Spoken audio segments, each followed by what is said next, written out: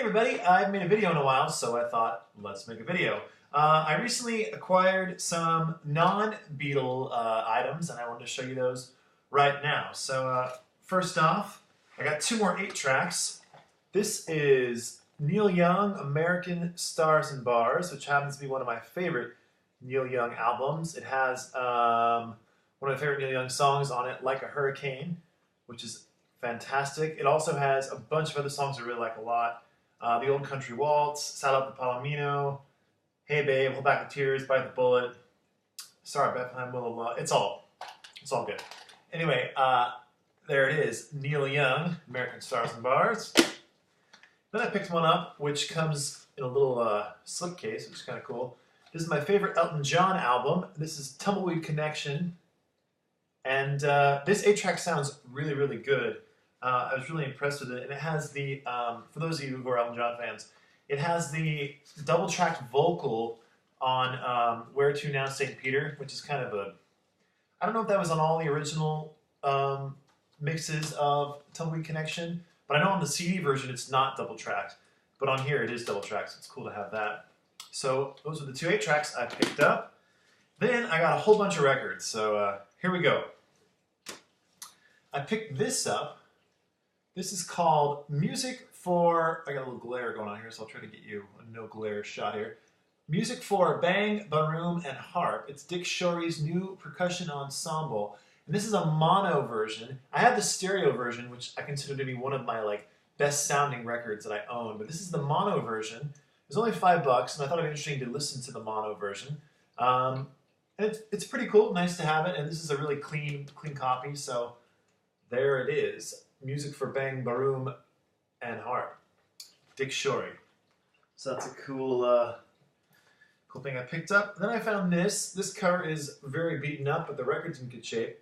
This is Buddy DeFranco and Oscar Peterson play George Gershwin, and I love Oscar Peterson.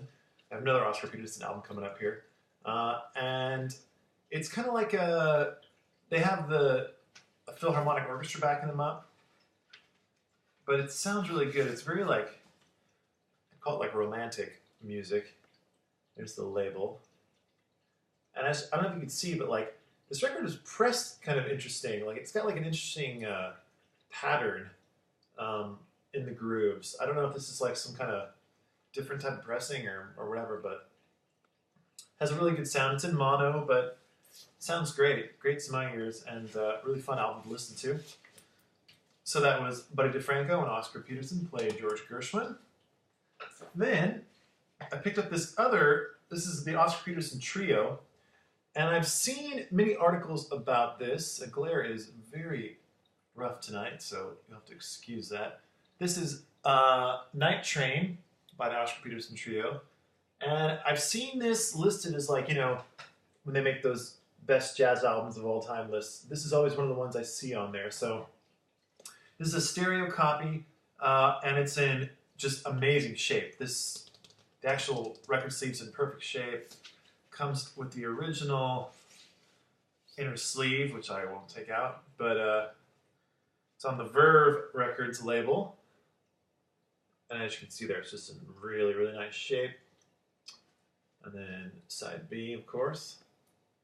I only listened to this once, but I really enjoy it. It's really very cool mood-setting album, and Oscar Peterson is just one of my favorite piano players, and I have about 5 of his other albums, so happy to add this one to the collection.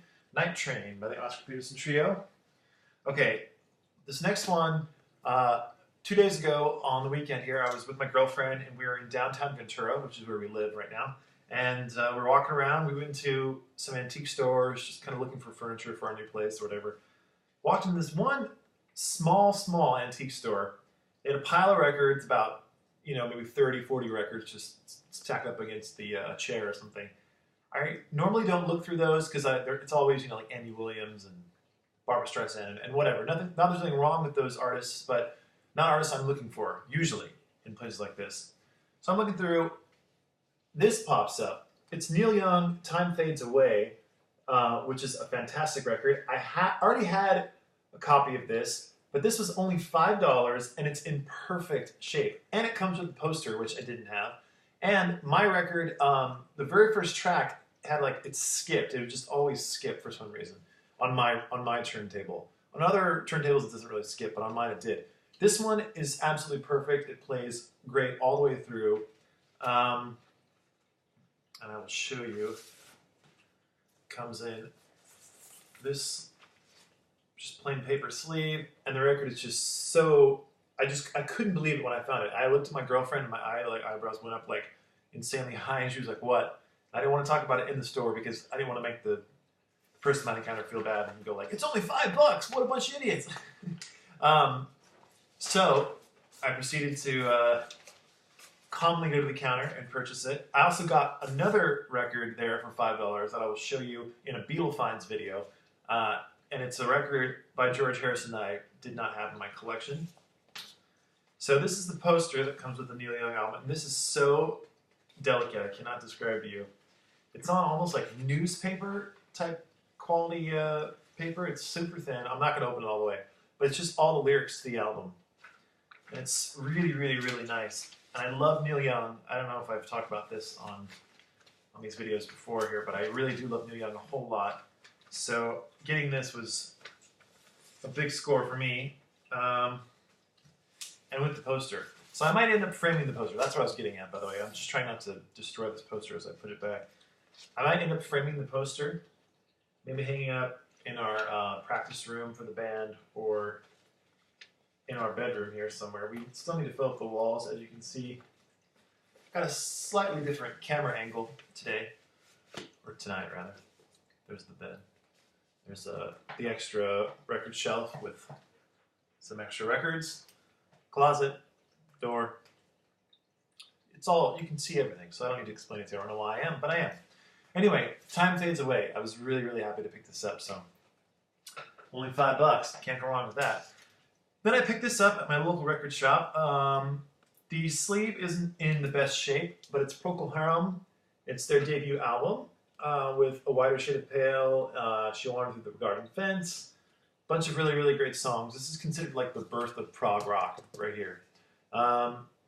This is stereo, but it's really not. It says electronically reprocessed stereo. So as you know, they just take all the lows, put them on one side, all the highs, put them on one side, create like a fake stereo effect here. But yeah, someone has taped the top and the sides and the bottom here to make this function as a record sleeve. But the actual record is in pretty good shape, as you can see there. Well, maybe you can see, I don't know, there's a lot of glare tonight. I guess because I have a lot of lights on. I wanted to make sure it wasn't too dark in here. It's a little bit dark even for my taste normally, but it's good enough for a Vinyl Finds of All Kinds video.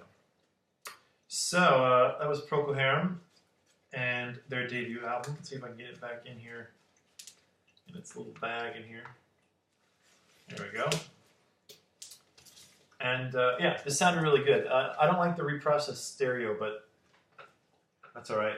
Sounds okay. Okay, now for the last bit of records, I went on I had an amazing discovery that I'm sure a lot of you are going to go like, how did he not know this artist?